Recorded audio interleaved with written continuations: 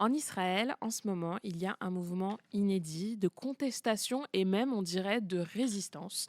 Près de 1000 réservistes ont signé une lettre ouverte dénonçant la poursuite de la guerre à Gaza et appelant à privilégier la libération des otages détenus par le Hamas depuis l'attaque sanglante du 7 octobre 2023. J'aimerais bien que tu expliques un réserviste en Israël, qu'est-ce que ça veut dire?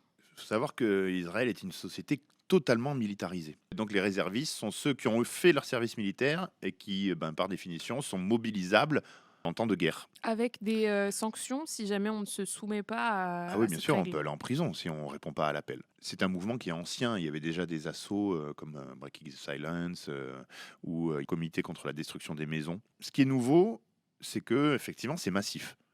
Le maximum qu'il y avait eu, c'était 300, 500 Là, on personnes. arrive à 1000. On arrive à 1000 et c'est un début. C'est clairement ce qui peut mettre aujourd'hui Netanyahou et sa politique génocidaire en difficulté. Le chef d'état-major israélien dit que s'il y a un plan qui prévoit l'annexion totale de Gaza, c'est pas possible parce qu'ils n'ont pas assez de monde.